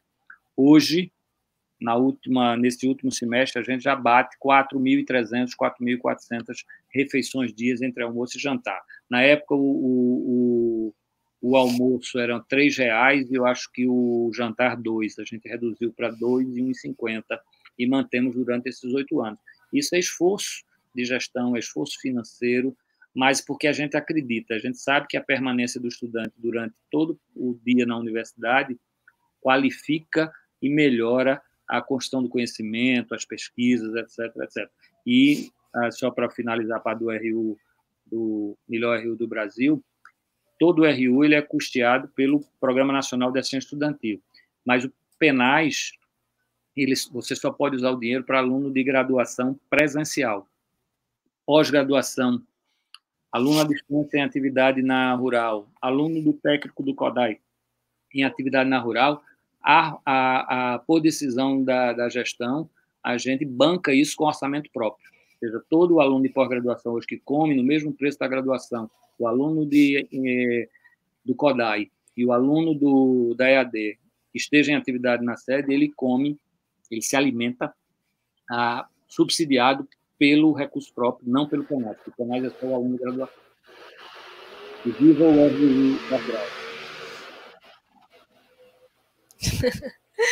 O melhor RU do Brasil, né? Conquista de todos, de diferentes gerações, para chegar no que temos hoje. Isso é importante valorizar, a gente continuar, né, dentro das nossas competências e instâncias, lutando para ele continuar desse jeito. E, gente, a gente está chegando já no último bloco, né, da nossa live rural, já estamos aqui em 1 hora e 10 minutos de live. Agradecer vocês que estão aqui até agora, continuem, que a gente está já terminando, mas vai ter coisa legal ainda para vocês. E aí, para encerrar esse bloco, tem 2 perguntas que envolvem tecnologia. Como é que está a parceria da Rural com a Google? Como é que isso está andando, se parou? Foi uma das perguntas. E que também envolve isso, como é que está a implantação dos sistemas, do novo SIGA, do CIPAC, do Sistema de Gestão Eletrônica, como é que está funcionando isso? Foram essas 2 perguntas bem relacionadas. Vamos lá, vamos começar pelo Google. A gente fez uma parceria com uma empresa que dá suporte à Google, e estamos migrando todos os nossos e-mails para o Gmail. Parte desses e-mails já foram migrados, só que a gente estava fazendo isso com a força de trabalho nossa. Então, isso levava um tempo. Nós temos mais de 20 mil contas @ufrpe.br, de professores, técnicos e estudantes. Com essa parceria com essa empresa, essa semana eu conversei com o Fernando Suruagi, que é o diretor do NTI, e ele entrou em contato com a empresa, e a empresa está dialogando lá com a equipe do NTI para tentar agilizar isso. Então, muito em breve, todos os nossos e-mails vão estar na base do Gmail. E aí isso amplifica para Google Classroom e todas as oportunidades que o Gmail, que o Google nos permite. Vocês vão continuar, por exemplo, meu e-mail pessoal é marcelo.leão@ufrpe.br. Ele vai continuar nisso. Só que eu abro através da plataforma Google, vejo os e-mails e estou todo sincronizado com ele. Todo mundo isso vai ter... A gente acreditava que isso seria 2 ou 3 meses quando a gente começou o ano, mas com essa pandemia vai atrasar um pouco, mas a gente vai seguir. Em relação ao sistema, mas antes de falar do sistema, só lembrando que a gente adquiriu todas as nossas câmeras de vídeo monitoramento, internas e externas, está toda na casa, a gente está com todo o material para instalar, paramos a instalação porque os profissionais que fazem isso também estão dentro desse processo de isolamento social. Assim que voltar, a gente vai ter câmeras, começaremos pelas guaritas, por áreas críticas externas da nossa universidade e áreas internas também. Então, todas as câmeras, os gravadores que vão estar sendo postos lá no nosso Blader, no nosso sistema computacional, vai estar tudo arquivado, as imagens, etc, etc. Em relação ao CIPAC, ao SIG-UFRN, que foi o sistema que a gente adquiriu, ele tem vários módulos. Eu vou falar de alguns principais. Eu tenho o primeiro módulo que a gente já implantou, que ele é base de tudo, é o SIGA Cadastro. Ou seja, hoje todos os professores, técnicos e estudantes já estão nesse SIGA Cadastro, ou seja, já está na base de dados desse sistema. E isso é um pedaço do módulo do SIGA RH, de Recursos Humanos. Tem o de frequência, e também já está pronto para ser implementado, aguardando a volta das atividades. O SIGA Acadêmico, que talvez interesse a maior parte dos nossos estudantes, o SIGA Acadêmico, o SIGA-A, que a gente chama, ele já foi implementado piloto lá na unidade do CAP Santo Agostinho esse semestre, está tendo uma repercussão muito boa, é isso que eu tenho recebido. Ela é uma plataforma muito mais intuitiva e muito mais ágil, só para vocês terem ideia, vocês não vão precisar mais ir no DRCA ou na coordenação para pegar declaração, histórico, tudo isso vai ser feito online, existe uma validação, uma chave que vai validar que aquele documento é, de fato, é meio que uma assinatura eletrônica. Então, o SIGA-A vai dar uma série de melhorias. Tem um portal do aluno que é riquíssimo, o portal do professor também, o ambiente virtual deles é muito bom também. Enfim, o SIGA-A já está implantado na unidade acadêmica do CAP Santo Agostinho. A ideia era rodar esse ano, e em 2021 a gente expandir para todas as outras unidades, Serra Talhada, Belo Jardim e para a sede em Recife. Então, esse é o SIGA-A. E um outro módulo importante que está iniciando agora no dia 27 agora de abril, nós passaremos a ter todos os nossos processos de forma eletrônica. Acabou aquele processo em papel. Aquelas capinhas de processo, quem conhece, já viu, branquinha com as letrinhas azul, desaparece. A partir de 27 de abril, todos os processos vão ser eletrônicos, quando você anexa os documentos, toda a tramitação, os pareceres, é tudo eletrônico, é o que a gente chama de CIPAC. Esse é um investimento que a universidade fez em setembro de 2018, setembro para outubro de 2018, e que tinha um prazo de 3 anos para sua completa implementação. Então, a ideia é que a gente... É um sistema que, hoje, das 68 universidades, algo em torno de 45 universidades usam esse sistema, é o SIG-UFRN. Então, com certeza, é um outro patamar e um outro parâmetro, não só nas atividades acadêmicas, com o SIGA acadêmico, como com o CIPAC, todo aquele procedimento, todos aqueles processos que circulavam em papel. E aí a gente vai ao bom encontro de uma outra temática, que é a questão da sustentabilidade. A gente criou um comitê de sustentabilidade que produziu um dos primeiros planos de universidades de logística sustentável, o PLS, Plano de Logística Sustentável. Hoje a gente não compra mais material descartável, copo, Se existia algum copo ainda era do estoque, mas a gente não compra mais isso. A gente agora, com o processo eletrônico, a gente vai deixar de ter papel circulando. Então, tem uma série de ações para a questão de sustentabilidade. A gente tem desafios muito grandes. Por exemplo, a nossa parte elétrica é um grave problema que a gente precisa superar, mas é recurso, é projeto. A questão de saneamento, a gente fez algumas intervenções e aí a gente já para estar inaugurada a nossa estação de tratamento de esgoto, mas com essa parada atrasou esse processo, mas está sendo quem lá atrás do RU, todo o resíduo do RU e daquela área que causava problema para a comunidade, inclusive lá embaixo, porque ela desaguava num córregozinho, que mesmo tapado gerava um problema de mau cheiro e de problema sanitário. Com a implementação dessa ETE, Estação de Tratamento de Esgoto, a gente vai sair com a efluente com cerca de 85% de pureza para a minoria. Então, é uma série de desafios que a gente precisa encaminhar, mas que a gente vai tentar fazer nesses próximos anos, incluindo uma outra variável que eu acho que a Rural tem que jogar mais esse jogo, que é o chamado jogo da inovação. A gente está propondo, isso a gente propôs na campanha e vai implementar. Inclusive, a gente vai fazer uma live na próxima terça-feira, eu e o professor Ricardo, que está responsável pela produção da construção da proposta do Instituto de Inovação, Pesquisa e Empreendedorismo, o IP, para que a gente possa, de forma muito consciente, muito responsável, entrar nesse jogo da inovação. É um tema, são duas agendas que a gente precisa entrar muito forte. Inovação e uma outra que a gente tem muita expertise, não somente a Rural, mas várias universidades, que é um apoio e um suporte melhor à educação básica desse país. A gente tem muitos profissionais competentes e acho que a universidade faz muito pouco ainda para ajudar nessa educação básica, essa educação fundamental básica desse país. Excelente, professor, muito bom, boas notícias, né? Essa aquisição da Google vai ser muito boa porque assim vai ter espaço limitado, né, na nuvem. Todo mundo que tiver e-mail da Rural vai ter acesso a isso, vai ter o G Suite, vários recursos que o professor explicou aqui. Algumas pessoas perguntaram e está confirmado isso. Outra pergunta aqui e ficar mais por dentro desse comitê de inovação que o senhor citou ainda há pouco. Você pode repetir a pergunta, Lidiane, que cortou aqui. O comitê de inovação, o senhor comentou que vai ter uma live terça-feira. Tá, a live vai ser eu e o professor Ricardo Souza, que é quem está construindo, está liderando com o grupo uma construção da proposta do Instituto de Inovação, Pesquisa e Empreendedorismo. A gente está gestando isso para apresentar no início da gestão. Quem conhece um pouco da Federal do Rio Grande do Norte, lá tem o IMD, que é o Instituto Metrópole Digital. Então, é algo muito semelhante para que a gente possa fomentar esse ecossistema de inovação na universidade.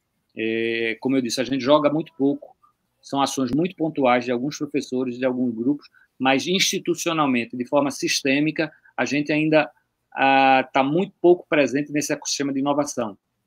A gente tem conversado muito com o Softex, com o Porto Digital, e a Rural precisa entrar nesse jogo. A gente, inclusive, está submetendo uma proposta que é uma coisa que poucos sabem. A gente aprovou na primeira etapa de seleção da Embrapi, que é a empresa brasileira de produção intelectual e inovação, uma coisa assim, Embrapi, e a gente aprovou a nossa proposta, onde a gente unifica, a proposta da gente é algo que eu acho fundamental, que eu digo sempre, a Rural tem duas áreas muito consolidadas, muito fortes, poucas universidades têm as duas ao mesmo tempo, e que representaria uma força, a maior parte, o PIB brasileiro, o maior percentual é o agronegócio, a agricultura familiar, a parte agrícola, agrária, e incorporar TI, tecnologia da informação, esses processos, é o que o mundo inteiro está fazendo. E na Rural a gente tem as ciências agrárias muito consolidadas, de muito tempo, e tem um grupo muito jovem de TI, departamento de computação, departamento de informática e estatística e outros departamentos muito fortes, onde a gente as engenharias, que a gente pode embarcar tecnologias dos processos agrícolas, animais, etc. Eu acho que esse é um capital que a Rural tem, que poucas universidades têm. Então, a gente submeteu a essa Embrapi uma proposta, passamos na primeira seleção, a segunda seria agora, mas está suspensa por conta da pandemia. Professor, ainda sobre o Comitê de Inovação, temos aqui alguns professores online, alguns alunos dessa área que têm interesse. A professora Elizabeth está aqui online também perguntando sobre o comitê, o funcionamento, a criação. E aí, se alguém tiver interesse em construir e enviar sugestões, como é que faz? Tá, veja bem, estou corrigindo, não é um comitê, é o Instituto. O Instituto é o IP, Instituto de Inovação, Pesquisa e Empreendedorismo. Na verdade, a gente está fazendo a construção da ideia inicial. A gente dialogou com outros locais que já têm essa experiência, nacional e internacionalmente, e está propondo, e está construindo uma proposta inicial, só que essa proposta, na volta, a partir de maio, a gente vai submeter à comunidade, à Câmara de Política e Legislação, ao Conselho Universitário, para que a gente possa construir. É algo que a gente está gestando. E todas as sugestões são muito bem-vindas. Eu não tenho um e-mail aqui para dar de cabeça, eu acho que poderia ser o e-mail do professor Ricardo. A gente não institui, como o IP ainda não existe, eu não tenho um e-mail dele, mas eu me comprometo, quem quiser mandar, pode mandar para o meu e-mail, que eu repasso a sugestão para o professor Ricardo e para o grupo que está trabalhando nisso. Então, meu e-mail é marcelo.leão@ufrpe.br. É fácil, marcelo.leão@ufrpe.br. Quem tiver interesse em dialogar, sugestões, ideias e proposições são muito, muito bem-vindas. E só deixando claro, é um processo ainda inicial e a gente vai submeter a construção do que a gente chama Instituto de Inovação, Pesquisa e Empreendedorismo, que é o IP. Ótimo, ótimo, ótimo. O IMD, eu já fui lá o ano passado, eu fui lá para um evento, e é muito legal o ambiente, tem uma estrutura muito bacana, tem muita coisa ligada à arte também, então quando você entra tem algumas pinturas, então é um ambiente realmente de inovação, que busca trazer outras questões, e aí é interessante, né, porque o professor Marcelo se deixou aí a abertura, né, para quem quiser contribuir com alguma coisa, então se você for de outras áreas também do conhecimento, que não seja tecnologia, não seja inovação diretamente, aproveitem esse espaço, né, para contribuir. Ô, Lidiane, eu só queria fazer pegando o seu gancho aí, que é uma coisa que a gente, terça-feira, na live, a gente conversou sobre isso. Algumas pessoas têm aquele preconceito que tecnologia desumaniza as pessoas. E na live eu fui bem enfático. Tecnologia não desumaniza as pessoas. O que desumaniza é o mau uso da tecnologia. São pessoas que desumanizam outras pessoas através do mau uso da tecnologia. E quando você incorpora tecnologia, não dá para incorporar tecnologia sozinha, não. A gente tem que incorporar pessoas. Pessoas significa ciências humanas, ciências sociais, artes. E aí eu dei um exemplo de um artigo que eu li há muitos anos atrás, onde eles fizeram 3 grupos. Os que ganharam o prêmio Nobel, os que eram pesquisadores de destaques nas suas áreas, mas que não tinham ganho o prêmio Nobel, e um terceiro conjunto de profissionais bons também, mas que não tinham grandes destaques, grandes lideranças. E fizeram uma simples pergunta: o que é ciência para vocês? E dentre as várias conclusões, o que saltou aos olhos desses pesquisadores é que aquele grupo que tinha menos destaque definia a ciência de uma forma muito rígida, muito do método, muito da metodologia científica, muito da analítica, aquela coisa toda. Enquanto que os prêmios Nobel definiam a ciência como emoção, beleza, amorosidade, atributos do ser humano que aqueles cientistas muito competentes nas suas áreas incorporavam. E eu não tenho a mínima dúvida que, não por acaso, óbvio que os que ganham o prêmio Nobel tem que estar num local adequado, num laboratório bom, etc., etc., mas eles só conseguiram dar esse salto final de qualidade porque tinha um ser humano preocupado em que a tecnologia precisa desse lado humano. Por isso que a gente tem que deixar claro, quando a gente fala em inovação, quando a gente fala em empreender, quando a gente fala nessas questões mais modernas, entre a tecnológica, muita gente acha que isso a gente tem que jogar as ciências humanas e sociais para lá. Muito pelo contrário. Não existirá desenvolvimento, inovação tecnológica de uma sociedade se ela não desenvolver o lado pessoal, o lado humano. Então, por isso que é fundamental o investimento e a preocupação com as ciências humanas e sociais. Muito importante essa fala do professor, porque a gente aprende, né, de uma maneira, o senso comum, né, coloca isso, né, de que exatas é uma caixinha, humanas é outra, saúde é outra, mas para o processo de inovação acontecer, você tem que ter uma conversa e um diálogo entre vários setores, entre várias áreas, e é quando você tem insight, você tem ideias, você vai ver as demandas que são de fato importantes, os recortes, né? Então isso é essencial para esse futuro, né, que a Rural está construindo, e interessante, muito bom, né, esse pensamento. Professor, uma pergunta um pouco relacionada a isso, acho que o senhor falou um pouco de sistema de ensino, a gente já está finalizando esse bloco, mas tem a ver com essa colocação recente, que foi a Rafaela Pessoa, ela colocou o seguinte: hoje em sua live, o Leandro Carnal falou que nosso sistema de ensino presencial é ultrapassado, concorda com isso? Vamos lá. Em 2003 e 2004, eu escrevi um artigo para uma revista da Espanha, onde a gente falava no Blended Learning, que é o quê? Que é a mistura de ações presenciais com ações à distância. Interações síncronas presenciais com interações assíncronas e síncronas à distância. A questão de estar superado ou não estar superado vai depender muito de contexto, vai depender muito de realidade de cada país, etc., etc.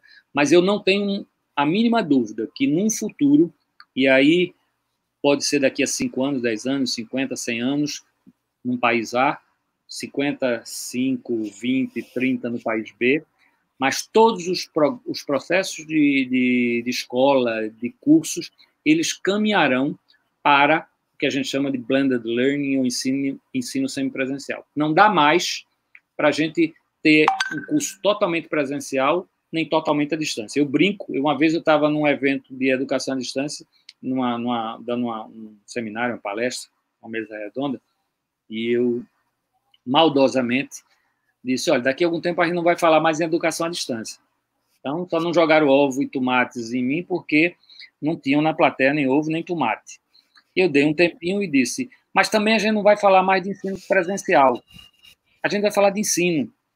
A gente não vai mais falar de educação à distância, nem tampouco vai falar mais de educação presencial. A gente vai falar de educação. Porque não tem sentido. Eu não posso prescindir da presencialidade, porque o afeto, a empatia, a relação interpessoal é uma variável importante para a gente construir conhecimento. Quando a gente não tem empatia com um professor, fica difícil a gente ter essa construção de conhecimento. Ao contrário, quando a gente tem uma empatia, esse conhecimento se constrói de uma forma muito mais tranquila. Mas a gente também não pode mais prescindir dessas interações. Isso que a gente está fazendo aqui, os ambientes virtuais de estudos, as simulações computacionais, o e-mail, todas essas interações síncronas e assíncronas à distância, não dá mais para a gente prescindir. Porque a gente tem que perceber, não é minha essa frase, mas a gente está com estudantes do século XXI, professores do século XX e uma escola do século XV, XVI, XVII. Eu acho que eu caí, fiquei só, não sei se eu estou falando, se a pessoa está ouvindo, Lidiane caiu. Eu vou concluir, se eu estiver falando para mim mesmo, vai ficar uma conversa meio estranha, mas vamos lá. Então, não dá mais para a gente prescindir dessas interações à distância. Então, eu concordo de uma outra forma, mas concordo com o Leandro Carnal, que o ensino essencialmente presencial ele está superado. Como também o ensino totalmente à distância, principalmente quando totalmente à distância é movido por olhares econômicos e não pedagógicos. Esse balanço de quanto eu vou ter de presencial e quanto eu vou ter da distância tem que ser capitaneado e comandado pela pedagogia, não pelo comércio. Ou seja, eu não posso ter um curso que tenha mais interações à distância e menos presencial, porque com isso eu vou, enquanto produtor do curso, vou economizar no aluguel da sala, etc, etc. Não é por aí. Eu tenho que pensar, dependendo do curso, dependendo da região, dependendo do formato, e é importante que, quando se fala também em educação à distância, pense-se logo no computador, na internet, mas a gente tem outras formas de interagir para realidades em que não permita isso. Não sei se Lidiane está me ouvindo ou se eu estou falando só para todo mundo. Estou falando para o pessoal, Lidiane? Estou ouvindo. Está dando uma travadinha, mas deu para ouvir. O senhor estava colocando a questão de evitar a educação como mercadoria, mas que ela tem seu papel social social. Esses temas a gente vai aprofundar ainda em outras lives, então, para vocês que perderam alguma coisa, porque realmente travou, né, real, a gente vai abordar também em outro momento. E aí, galera, a gente já está nos fins aqui, mas antes disso, professor, é uma coisa que eu queria saber sobre como é que tem sido a sua experiência de confinamento, o que é que tu, né, nos momentos, filmes que o senhor tem assistido. Tá dando uma travada ali na sua fala, mas eu acho que eu entendi. Linhas. Vocês estão ouvindo? Professor Marcelo? Eu lhe ouvi picotado. Deu uma travada, né? Voltou agora? Voltou, mas eu entendi. A pergunta era como eu estava passando esse tempo de quarentena. Qual é a minha... Eu estou de quarentena, de fato. Saio só o extremamente necessário. Acho que a Lidiane saiu de novo, mas eu vou continuar. Eu estou de quarentena, de fato. Agora, em termos de trabalho, a gente está trabalhando até mais do que presencialmente. O pobre da professora Maria José de Sena está numa luta muito grande, e toda a equipe. A gente tem reuniões, videoconferências atrás de videoconferências. Obviamente, quando tem um tempinho à noite, quando acaba, eu gosto de ver umas lives de música, mas não daqui a maioria. As minhas lives Oswaldo Montenegro, Guilherme Arantes, Pablo Milanês e outras. Pablo Milanês não foi live, não, porque o coitado já não tem mais nem condição de fazer. E aproveitando, lendo, tentando correr um pouquinho na esteira aqui para poder cuidar, mas muito pouco. Enfim, não é fácil, a gente sabe, e quem está acostumado a ter uma vida ativa fora num confinamento, não é fácil, mas eu acho que a gente pode usar também, fazer, como diz o ditado, do limão à limonada, e começar a refletir e alterar alguns valores que a gente às vezes tem, às vezes valores superficiais, que a gente vê que no momento desse não tem muito sentido. E aí me lembra, é importante salientar, a Rural tem algumas ações que está fazendo um trabalho belíssimo. Eu vou citar do Núcleo do Cuidado Humano, do meu querido amigo, professor Hugo Monteiro. O DQV está fazendo também ações com seus psicólogos, psiquiatras. Enfim, é uma hora de acolhimento. Eu me lembro de uma frase em várias reuniões que a professora Maria tem repetido e pedido aos gestores, que de vez em quando liguem para as pessoas, perguntem se elas estão bem, se coloquem à disposição. Eu acho que esse é o momento da gente se ajudar um ao outro, para que a gente possa passar esse período. E refletindo bastante, lendo bastante, vendo televisão, vendo filme, nos finais de semana tomando minha cervejinha, que ninguém é de ferro, enfim, tentando viver. Maravilha, professor. Então diga aí, uma cerveja que o senhor indica e um livro ou uma série que o senhor indica para a galera assistir ou aproveitar? Tá, vamos lá. A cerveja, eu vou indicar uma artesanal. Aliás, todas as artesanais, IPA, IPA, aí tem Ecaute, tem Capunga, é muito bom. É bom. As tradicionais, tem uma que eu gosto, mas o nome é meio inadequado para o momento, que é a Corona. Eu adoro a Corona, Sim. mas o nome é completamente inadequado para esses momentos. Livros, eu tô lendo agora que eu já estava começando na pandemia, que fala das políticas públicas desde do início dos anos 90 até agora, nos últimos 2 ou 3 anos. É uma coletânea de trabalhos de pesquisa na área tributária, na área de saúde, na área da educação, e como se comportou as políticas públicas brasileiras de 90 para cá, do primeiro governo Fernando Henrique, do segundo, do primeiro de Lula, do segundo de Lula, do primeiro de Dilma, da parte do segundo de Dilma e do pedaço do governo Temer. Foi aí quando eles finalizaram. São um grupo de pesquisadores nas mais diversas áreas. Então eu gosto. Esse livro que eu estou lendo nesse momento. Séries, eu não sou muito de séries, não. Eu gosto de ver filmes aleatórios. porque eu não sei se eu vou de série, eu não sei se vou ter tempo de ver a outro capítulo. Temporada, né? Outra temporada, eu podia ver o filme logo. É isso, tô fazendo isso. Ótimo, então pegaram as dicas aí, então se vocês também tiverem dúvidas, vocês podem deixar nos comentários, que a gente passa para... galera, a gente está aqui já em quase 1h40, todo mundo que ficou, mesmo com contratempo, com as dificuldades, eu acho que foi um momento muito legal de troca de informação. Alguns comentários aqui bem legais, a professora Maria está aqui assistindo, a gente vai remarcar esse momento com ela, então não se preocupem, vai ser tudo show, vai acontecer. Então as perguntas que vocês tinham para ela podem guardar que vai rolar. A professora Dorima está aqui falando, estou trabalhando ainda, então de fato o aumento está crescendo, então recomendar que todo mundo procure dentro das suas possibilidades descansar, não ficar o dia inteiro no computador, ter um momento ali de descontração. Se você tem um animal de estimação, dá uma atenção para ele. Eu tenho, por exemplo, o cachorro, ele está super ansioso. O professor Marcelo também tem Obama. E aí a gente tem que lidar também com essas questões, porque sentem a mudança de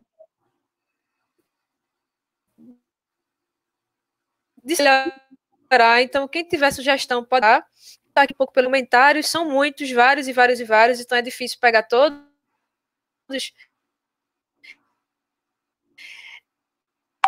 Alguns Socorro Oliveira, né, reafirmando que nenhum estudante será prejudicado no remanejamento dessas vagas. Valeu. Uraquitan Júnior, falando meu reitor. Deixa eu ver o que mais. Michel Barbosa, parabenizando pela live, dizendo que foi muito bacana. Vamos lá. Então, várias pessoas aqui parabenizando. Leonardo, Carolina. Então, muita gente aqui interagindo. Acho que a gente conseguiu cumprir, né, a pauta de hoje, de trazer algumas informações da universidade, aprofundar algumas questões, outras vocês podem trazer em outro momento, que a gente vai avaliando. Então, o professor Marcelo teve algumas perguntas sobre gestão, transição de gestão, como é que vai ser isso. A gente vai ter uma live com a professora Maria e aí ela vai poder explicar um pouco mais como é que é o rito, né, da nomeação de reitoria, então vai poder explicar como é que é esse processo, como é que foi para ela viver isso. Então a gente vai esclarecer essas questões também, então não se preocupem. Então se vocês tiverem sugestões de pautas, de convidados, se você é um artista, né, toca algum instrumento musical, declama alguma poesia, qualquer coisa que você queira trazer aqui para a gente, alguma indicação, pode entrar em contato com a comunicação social da Rural, que a gente vai estar também trazendo outras pessoas, outros convites, para fazer uma live rural com a nossa cara, a cara da universidade, e junto com todo mundo, com os professores, os técnicos, os alunos. Então é isso, galera. Agradecer a todos que ficaram aqui, todas. Parabenizar, né, a Rural pela iniciativa, embora eu esteja aqui fazendo uma parceria, é muito importante, né, ver que a universidade tem essa abertura. Muita gente parabenizou aqui nos comentários, né, essa iniciativa de aproximar, de estar num momento de pandemia e procurar ter esse contato direto e ao vivo com a comunidade acadêmica, isso é excelente. E até a próxima, semana que vem tem mais, então sigam o canal da Rural, sigam o Instagram, sigam também o Inspirada na Computação. Meu nome é Lidiane Monteiro e por hoje foi isso e obrigada. Até a próxima. Tchau, tchau, gente.